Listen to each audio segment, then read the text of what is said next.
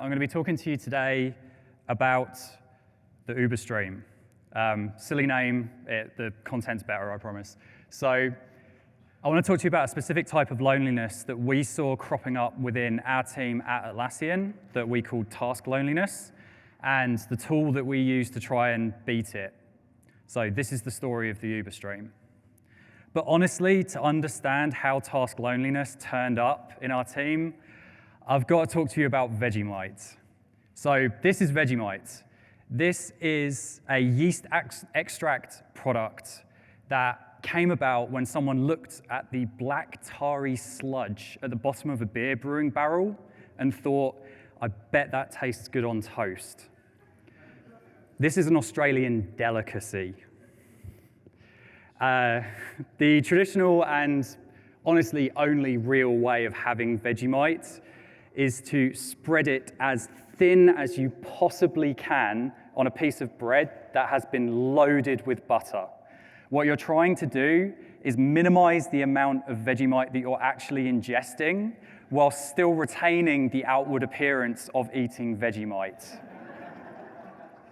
It's a really delicate balance. I'm kind of ragging on Vegemite, but since I got Australian citizenship, strangely, it starts to taste better. I don't know how that works. But yeah, you're probably wondering, like, why am I talking to you about Australians and their strange desire to eat industrial byproducts for breakfast? Well, I want to get you thinking about how effective it really is to be spreading something so thin that you barely even know that it's there. All right, that's the fun bit. Let's talk about soul-crushing loneliness. Specifically, as I said, I want to talk to you about a specific type of loneliness that can arise with how we often structure our teams and our work in high-performing teams. And I'm using software teams here as an example because I'm an engineer, but I think this turns up in many high-performing teams that are trying to do a lot at once. So maybe let's start by thinking about loneliness itself. Know your enemy. It might sound a bit weird, but I actually feel a bit lonely up here right now. I'm speaking in front of 20,000 people. That's what I'm going to tell my mum it is anyway. And I'm on my own. There's no safety net. If I flood my lines, forget what I'm doing, fall off the stage, Eugene's not coming to help me. I'm on my own. I've got to figure it out. And maybe I can't help but wonder if some of you are actually feeling a little bit lonely out there too. Maybe you don't know the people sat next to you. Maybe this is your first time in the US. It is mine. Yeah, maybe no one else wanted to come to this thoroughly depressing sounding talk. That's fine. Don't worry, I'm not going to ask you to introduce yourselves to each other. Introverted ex-Londoner, that sort of behavior should be illegal. And I think,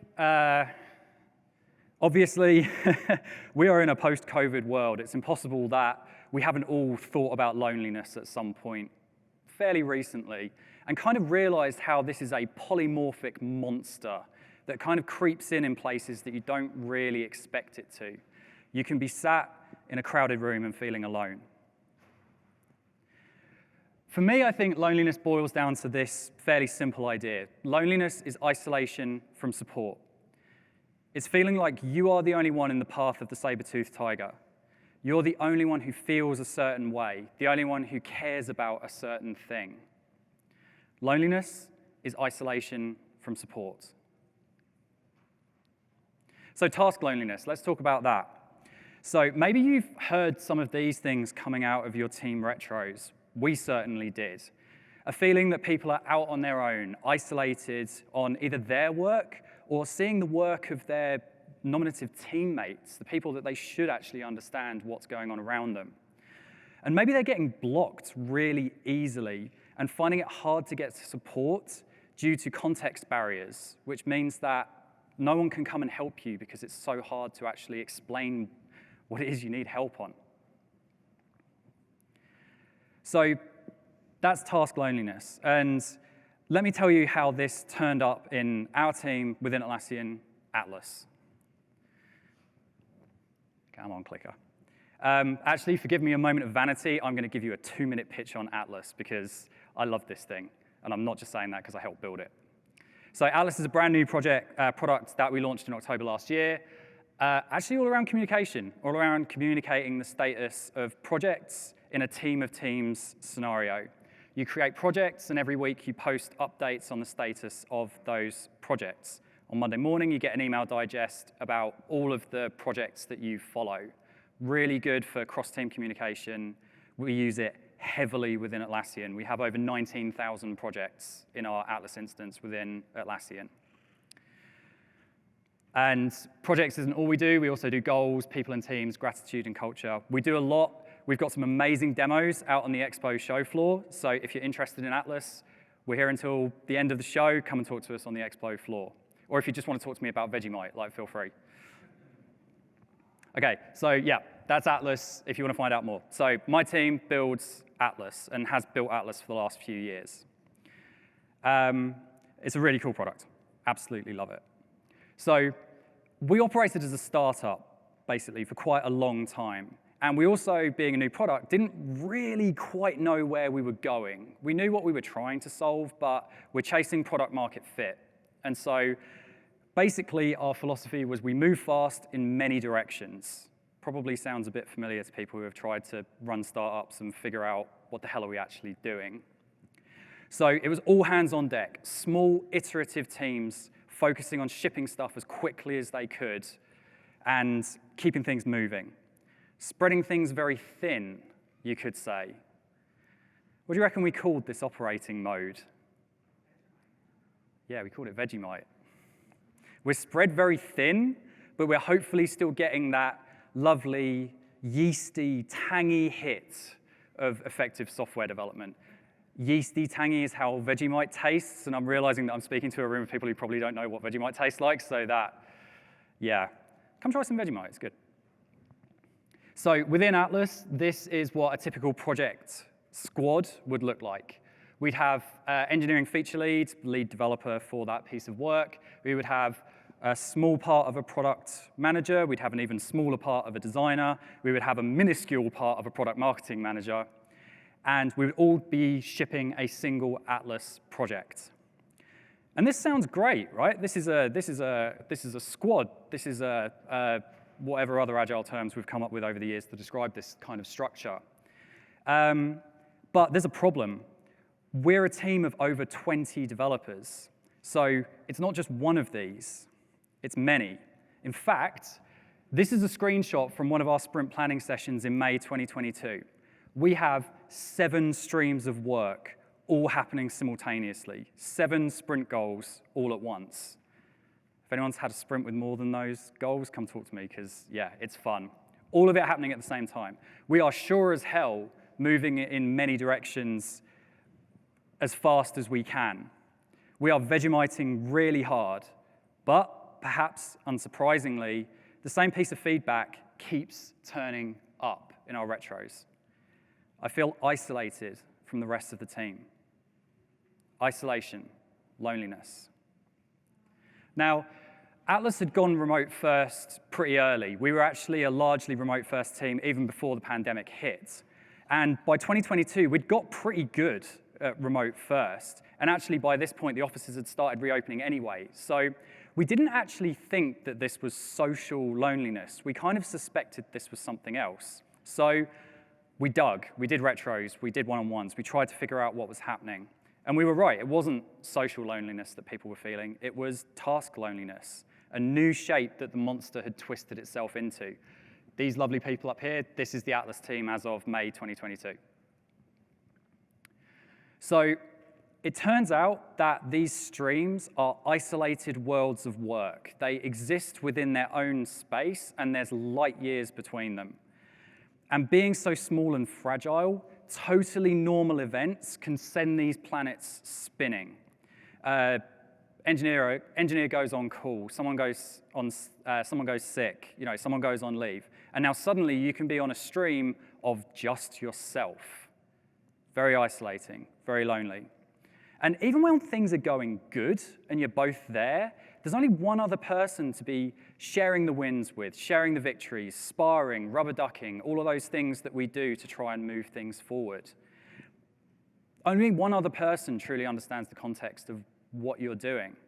And so quite often we end up in this scenario where in a team demos, I report that this week I moved the planet a mile to the left, and all I got was the clapping hands emoji on Zoom. So we started digging into task loneliness, and we kind of figured out that it came down to these three elements. Number one, small, fragile teams. Really easy to be left alone in the path of the saber-toothed tiger. That context cost I was talking about earlier, where there are few or any people to come and provide support. The context barriers are so high, ad hoc support can't come from anywhere to help you. And finally, easily blocked. With the work streams being so narrow, small blockages in the pipe could block a whole stream of work. And there was nowhere really to go. You just had to wait for someone else to come along and save the day. And so this was how task loneliness was creeping into us. This is what our stream of streams setup was ending up causing within our team. So it was time to change things up, time to do something a little bit different. And our management team, who are all 80s kids and still think the word Uber is cool, decided that what we wanted to do was the Uber stream. We wanted to try and squash the task loneliness. So the idea was pretty simple. We had been operating as Vegemite, spread really, really thin. So maybe we should try and pivot and try the opposite. So the opposite of Vegemite is thick. You put as much of it on a single piece of bread as you possibly can. Any ideas what operating mode we called the opposite of Vegemite? Close. Peanut butter. Of course, we called it peanut butter. So under this new setup, this is what an Atlas team looked like. We still had the engineering feature leads. We would try and have more of a designer, more of a product manager, and more of a product marketer, often difficult just because of numbers within the team, and then more engineers. But crucially, that engineering team would be working on multiple projects simultaneously, multiple related projects simultaneously. So that relationship could be that the projects were both laddering up to a larger deliverable. They could be multiple parts of the same thing, or there was context sharing that needed to happen between them. They were in related domains within the product or code base or general thing that we were building. And it just so happened that we actually had the perfect projects to try this out on. So let me set a little bit of scene. It's May 2022, a couple of weeks after that hideous screenshot of that sprint planning session was taken. And Atlas was starting to get ready to grow up. We knew that we wanted to move out of our beta phase, and we wanted to become a real product. And to get there, we needed to knock over three key projects. These three: roles and permissions, editions, and private projects. Now, I clicked too early. That's fine. The specifics of these actually aren't super important, but the relationship between them is. So let me just quickly walk you through that. So roles and permissions, give Atlas a proper permission system. Up until this point, Atlas didn't actually have a permission system, and come see me on the Atlas booth, and I've got some funny stories about how that played out internally in Atlassian. So we needed to give Atlas a proper permission system. We needed to build in support to have different tiers of functionality within Atlas. And how would we gate those pieces of functionality? We'd use the permission system. So we needed that first deliverable. And then the third deliverable, private projects. So this was going to be one of our first big paid features, access control on projects. So private projects is gated behind an edition, which makes use of the permission system. So all three of these are interconnected. But these also have a whole ton of work in them that don't touch each other. So editions, we need to go and do a load of work in the Atlassian platform to support these editions. Roles and permissions, we need to do a load of audit logging and that kind of thing to make sure that we are enforcing these permissions correctly. So the projects are absolutely related, but are three distinct, separate things. So with those three deeply interlinked projects and that shared context, we decided, let's give this Uber stream thing a go on these three together. And the Uber stream was given two clear objectives. Number one, beat the loneliness. Number two, ship GA, general availability. Now, you may be surprised to know that is actually the order that they were given to us. GA was going to happen by us doing those projects. Finishing the work, that was just going to mean that we were ready for GA. But beating the loneliness would need us to do something different. And so we were going to have to focus on that as our key objective. And this, my friends, is where I enter the story proper. I was the one who was assigned as the feature lead on the Uber stream. I don't know who I pissed off to get that gig, but I'm glad I did, because I actually really enjoyed it. So let me sing you a song, I'm not actually going to sing, of Vegemite and peanut butter. I've pulled out the 3 key rituals and practices that we did within the Uber stream that we use to beat that task loneliness, and I will share them with you now. So I briefly mentioned team structure, but let's talk a little bit deeper about team structure and how we use that team structure to its advantage. So this here is the real Uber stream. These are the faces that brought you Atlas GA. Wonderful group of people, some of my best friends and colleagues within Atlassian, some of the smartest people I've ever worked with. And I'm not just saying that because they are going to watch the recording and I have to work with them. So me as the feature lead, designers, engineers. We had an engineering manager whose job was basically just to be a protective shield to let us get on and do what we needed to do. We had 2 product managers, a small wrinkle I'll come back to, and we kept the 3 projects as 3 separate Atlas projects. And the reason for this is because we know within Atlas as a product, how you communicate to your stakeholders is different based on the project. And our stakeholder groups were actually different for these 3 projects. And so rather than try and lump it all in, rather than ship our org chart with our Atlas project structure, instead we said, no, we'll keep them as 3 projects. That's fine. We wrote up engineering plans. I'm very logistically minded.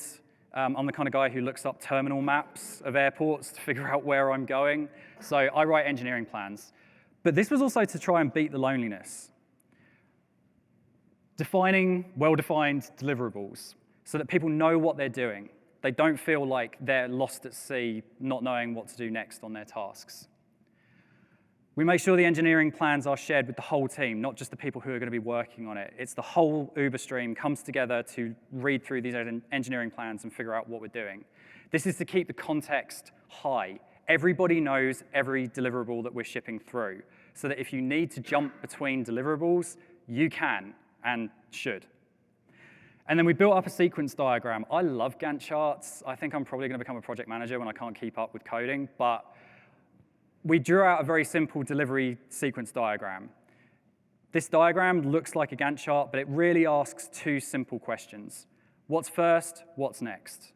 So that when you're working on a piece of work, you know what's happening with you know what's happening with everyone else, and you know where you're going next. And this ladders up to one of the first core principles that we came out in the Uber stream. Everyone can flex, go where you're needed. So I don't know about all of you, we try and hire really smart people who are really good at their jobs. And so with that, there should be an element of trust that people are going to know where to go in order to provide the most value. And it's OK if you want to hop off your project for a day or 2 to help unblock someone else. If you know that you can assist, do it. Go for it. It's the PM's and the feature lead's job to then figure out how that plays out longer.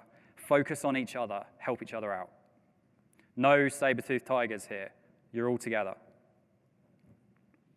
So that was the first ritual, really leaning into that team structure and the flexibility of having multiple projects that we could move between. The second one was communication rituals. I work on a communication product, and I'm communicating here. I like communication. And so we knew that we were going to have to do some stuff here, especially because we're in a larger than normal team, and loneliness comes out of a lack of communication.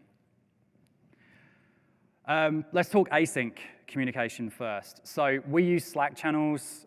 We spin up a new Slack channel for every single project that we work on. These channels are open. Anyone in the company can wander into our Slack channel, and did. And this is to encourage drive-by support. The number of times with an open project channel, you have someone wander in and go, oh, I know who to talk to about that. I spoke to them last week. And suddenly you're unblocked. Suddenly you're continuing to move. We had a real emphasis on honest, fun communications. This was going to be a long, hard set of projects. So some good-natured arsing around was very much encouraged. The screenshot here is some of the strange terms that entered our lexicon during these 6 months. We really focused on trying to make sure that there was pressure valves in here as well. And then thirdly, probably the thing that helped us the most was we banned communication in DMs about the project.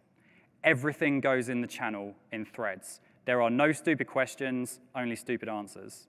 So this was to keep the context high. This was to make sure that things weren't lost in DM that the rest of the team could learn from and help out with. Break down those context silos, keep everything public in the channel. And to be honest, what's more isolating than an unanswered DM? Okay, so that's how we're going to communicate with each other. We also set up 2 main communication cadences. The idea being that if people knew exactly when communication was going to be happening on a regular basis, they'd know when to ask for help, when to realign, understand what's going on. So we had 2 of them. We had a daily async ritual, and then we had a weekly synchronous ritual. Probably comes as no surprise, our daily ritual was stand-up.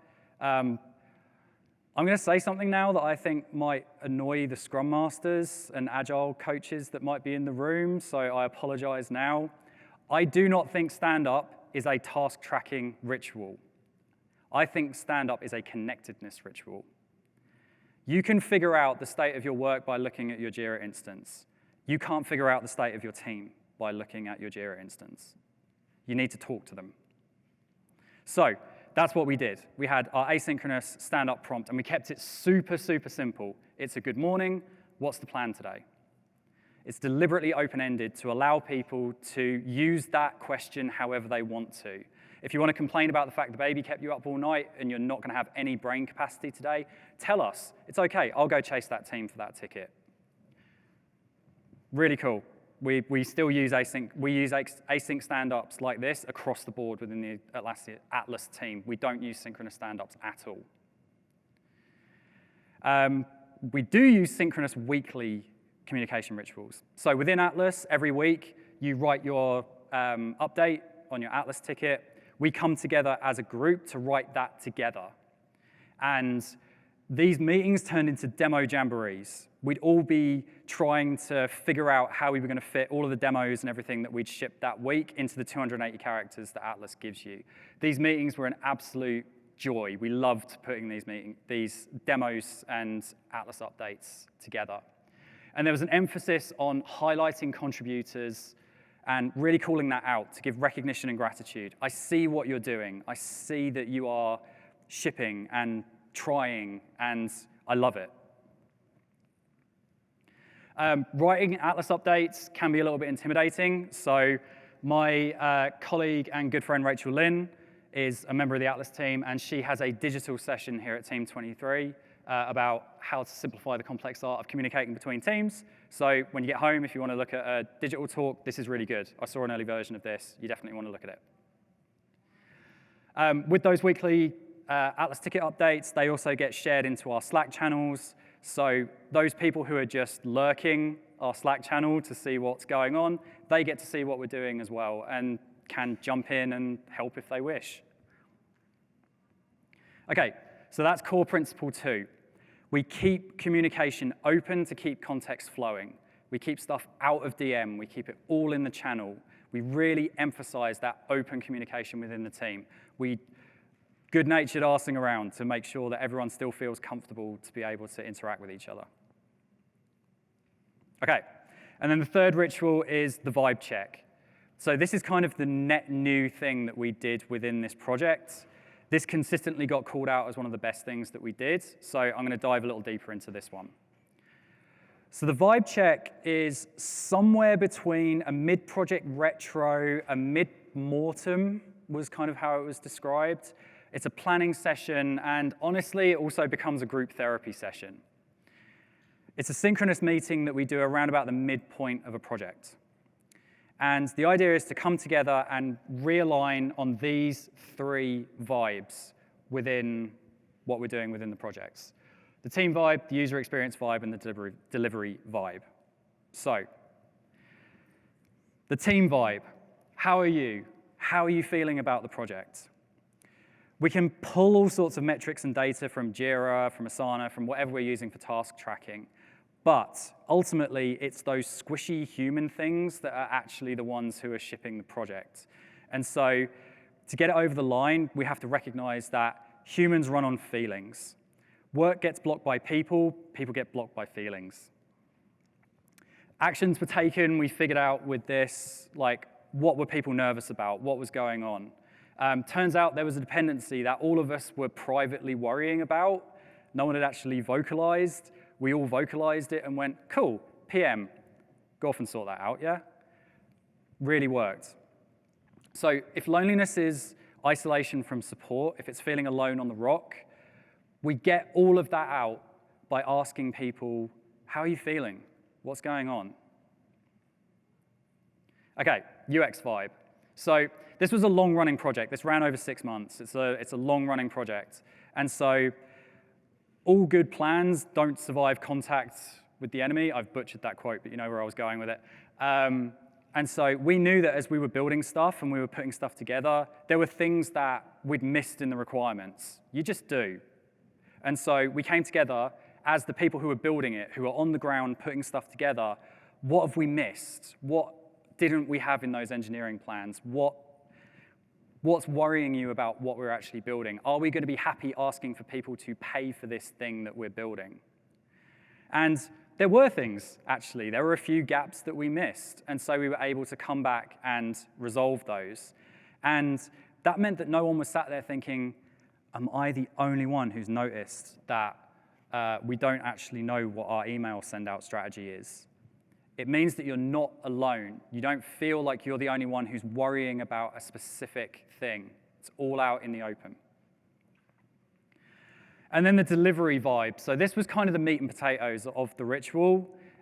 We listed out all of those deliverables that we'd done in the first engineering plan, and we talked about them. We talked about each one of them. How far along is it shipped? How's it going? What's blocking us? Importantly, what are the imminent catastrophes that people can see? What are the dragons that you've seen on the road that we need to get rid of? And this was really useful. This was really good for us to kind of highlight some imminent catastrophes. We found one. You can see it in the screenshot that we absolutely found one that was going to unmoor us, and we were able to come back and resolve it. And this is the mid-mortem. Like, this is so, sorry, I'm biased, but this is so much better than a pre-mortem where everything's hypothetical. None of these are hypothetical fears. These are fears that are happening to your team right here, right now. And so you can address them now, rather than in a retro when you have to try and remember the next time you spin up a project to try and avoid that dragon. And then I lied, there was a fourth part. We did a vibe check on the vibe check. I work with a lot of Gen Z kids, and their energy is amazing, but absolute scatterbrain. So we did a vibe check on the vibe check. I have no idea what these emojis mean. I was in the meeting. It's vaguely positive, so we'll just go with that. All good. So yeah, the vibe check. As I said, this was something that was called out consistently and is a ritual that I would seriously suggest thinking about for long-running projects. If you think of it as a mid-mortem, what kind of falls out is fairly obvious. So this is the last of our kind of core principles. Projects run on people, people run on feelings. And we designed the vibe check to basically be a great big synchronous meeting to say your teammates are here with you. We're all pulling together. We all know the direction of travel. Your mates are here. So coming back to that initial list of problems that we had with task loneliness, we can kind of see how those rituals tried to knock down those particular problems. The small, fragile teams, well, we're going to break that down by constantly having open communication so we all know when someone's being left alone in the path of the tiger. And the vibe check makes sure that we're all pulling together on the same objects. We've realigned where we need to be. The context is broken down by the team structure. Everyone flexes where they need to go. And then the comms, we keep the comms really open, so you've already seen the thread of the problem that you're jumping into on the Slack channel.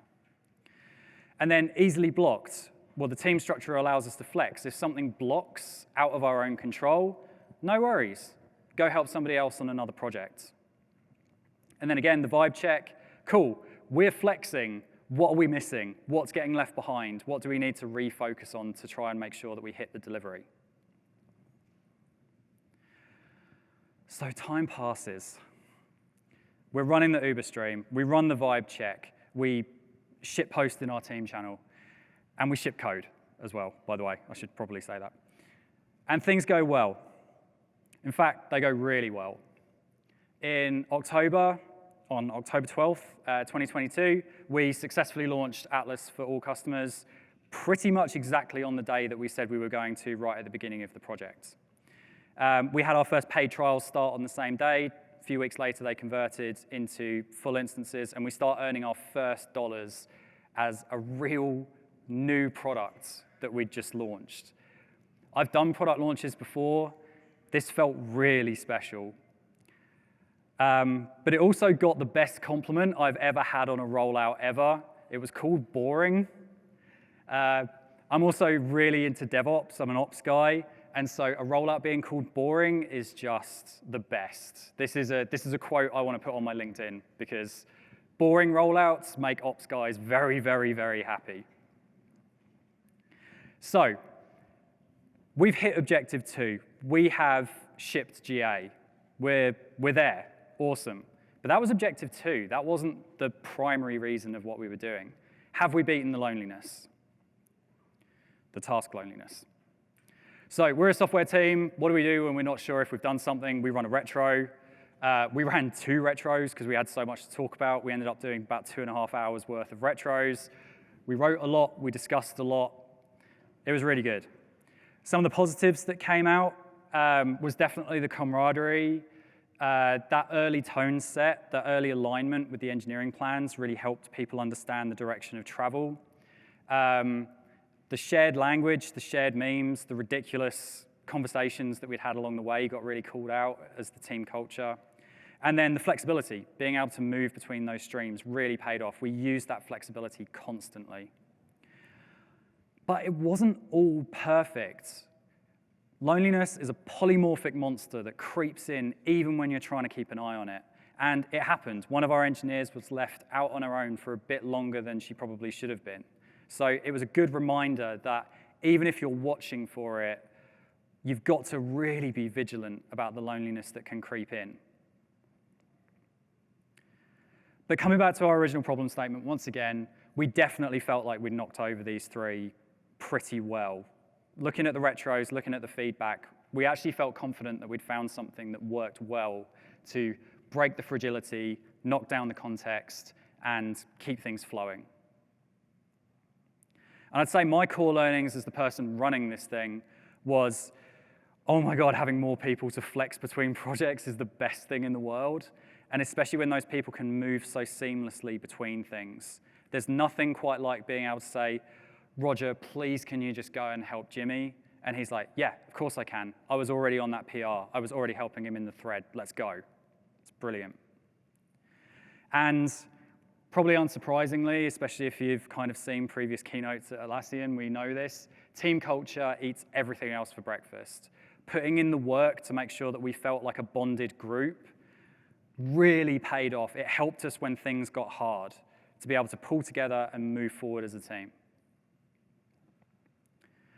So, as an epilogue, it's actually 6 months since the end of the Uber stream. I had to check that because it feels like it was kind of yesterday. I still feel like I'm sleeping off the sleepless nights of rollout, but it's been 6 months. And honestly, I'm really sorry because I've kind of sold you a lie. I've told you that this is some brand new, only the Atlassian gigabrains could have thought of this type of setup, right? But that's a lie. When putting together this talk and thinking about how I was going to tell people internally about it, I realized something a little bit uncomfortable. We've actually known that this is the best way of doing things for quite a long time. In fact, when you strip it right back, all that UberStream really was an ideal sprint team. We were a small, close team with clear focus, clear ownership, and the space to be able to bond together as a group and deliver. we were just an ideal sprint team. So perhaps all we've done is relearn that old agile truth about small focused teams with clear focus, strong bonds, and a clear objective. In fact, that's exactly what we've learned as the Atlas team. Atlas today, we broke out, we're actually now over 30 engineers, designers, PMs, actually over 40, I think, when we total it all up. And we've broken out into 3 teams with ridiculous names. Never let your teams name themselves. They come up with this. But we've broken out into 3 separate teams. Teams with a tight focus, tight ownership, and a sense of community within themselves. Small, focused teams are the best types of teams. Another way of putting it, we have permanently sworn off Vegemite, no more industrial products for breakfast. Instead, from now on, we will be operating as peanut butter. And that's what I've got for you. That is the story of the Uber stream. Thank you very much. Yeah, any questions for Alex? Just raise your hand. I'll get the mic. Sorry, it's just a real easy question. How often did you run your mid-mortems? So we only did it the once. We found that that was enough to kind of, it actually came about because we were starting to feel a bit disjointed and feeling like we need something here to just sort of pull everyone back onto the railway tracks. And so we figured that, okay, this feels like the good time to do a realignment session. And as we started thinking about what we wanted to get out of it, that's where those kind of vibe checks came from. So yeah, we ran the mid-mortem pretty much exactly at the midpoint, but that was a happy accident. That happened because that was the moment when the team needed it. Tell me more about doing daily stand-ups asynchronously. Yeah, so like I said, I'm a firm believer that stand-up is a connectedness ritual. And so by doing them asynchronously, have you ever tried to get a sleepy developer to report on the Jira tickets that they were doing yesterday because stand-up is at 9:30 because that's the only time the PM can do? Like, yeah, it's rough. So the idea of doing them asynchronously meant that people dropped in when they did. So I start work at 8, my update went in at 8. But the person who starts at 10 drops their update in there. And because it's connectedness and not task tracking, the important part was we kept coming back to that thread during the day and saying, okay, hi, good morning, Roger. Welcome to the day. Absolutely, I meant to review that pull request yesterday. Let me jump in and help you there. So it almost became, there were times when we were still posting in the stand-up thread at 3 o'clock in the afternoon because we were still discussing the stuff that had come up. No need to time box stuff. We just keep it flowing as it needs to. I don't know if you covered this earlier, but you had that example where the team had 2 product managers. So I was curious to know if you can touch on that and maybe like the delineation of responsibilities between them. Yes, so sorry, I did mention that I was going to come back to the 2 PMs thing, and then I totally forgot, so thank you. That was actually just a hangover from a previous kind of team structure. So when we first were starting to spec out the work, we had roles and permissions and additions as one stream, and private projects as a totally separate. And when we decided to combine them, you know, the PMs had so much context, had done so much research, were the SMEs for that domain. We figured that trying to get them to somehow merge their brains wasn't actually going to be that useful. And so instead what we chose to do is keep the 2 PMs, let them own their domains, and let the feature lead coordinate between the 2 of them. So I was the go-between between them. Actually, it was fine because those 2 are amazing, but I was a little bit nervous about being the diplomat. Awesome, great. It's been lovely talking to you all.